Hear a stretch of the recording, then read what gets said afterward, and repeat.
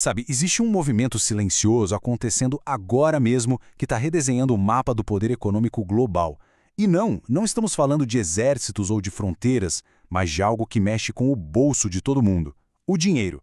Hoje a gente vai mergulhar fundo no que é essa tal de desdolarização e por que, de repente, todo mundo está falando nisso. E a pergunta que não quer calar é exatamente essa, né? O domínio do dólar, que já dura 80 anos, será que ele está com os dias contados? Para a gente ter uma noção do tamanho dessa possível mudança, primeiro a gente precisa dar um passo para trás e entender como o sistema funciona hoje. Pois é, antes de falar em mudança, é crucial entender o cenário atual. O dólar não é só mais uma moeda. Ele é, a fundação de toda a arquitetura financeira do planeta. E no coração de tudo isso está o conceito de moeda de reserva. Pensa nela como se fosse a moeda padrão ouro que os países usam para fazer negócio entre si e, claro, para guardar suas economias. É o porto seguro do sistema financeiro global. E por quase um século, essa moeda tem sido, sem surpresas, o dólar americano. Quase tudo que a gente vê no comércio mundial, de petróleo a soja, é cotado e pago em dólar. E a infraestrutura por trás disso é simplesmente gigantesca. A rede SWIFT, que é basicamente o WhatsApp dos bancos, processa quase 45 milhões de transações por dia. E a maioria delas, claro, envolve o dólar. O sistema é todo amarradinho, mas essa dependência toda está começando a ser vista como um ponto fraco. E é aí que um novo desafio começa a aparecer no horizonte.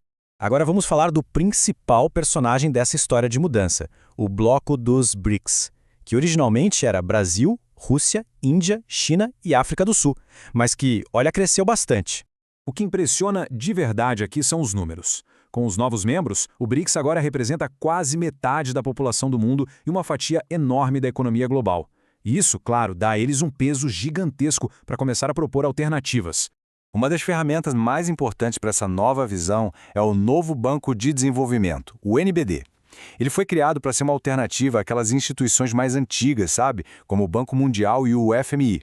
Na visão dos BRICS, essas instituições precisam de uma boa reforma para refletir como a economia do mundo está hoje.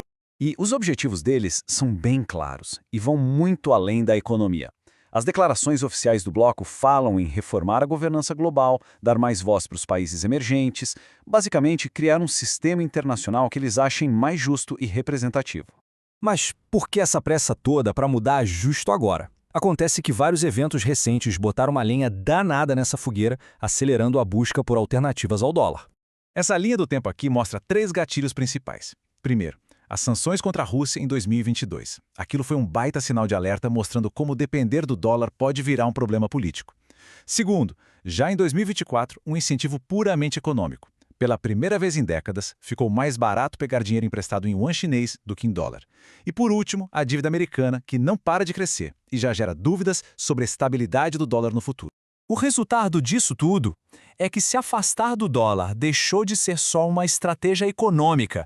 Para muitos países, virou uma questão de necessidade geopolítica, uma forma de se proteger de certos riscos. E olha só que interessante. Aqui a gente vê na prática como a necessidade força a criatividade. Países que levaram sanções pesadíssimas foram obrigados a criar suas próprias redes financeiras para sobreviver. A Rússia, por exemplo, passou quase todo o seu comércio para moedas locais.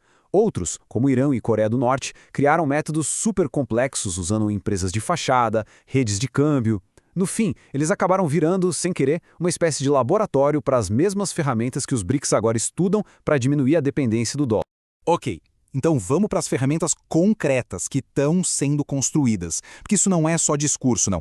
Tem uma estrutura real sendo montada por trás das cortinas.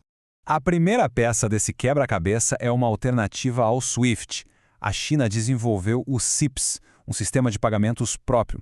Ele está crescendo super rápido, chegando a mais e mais países. Só que tem um detalhe crucial. Ele ainda depende da infraestrutura do SWIFT para a maioria das transações.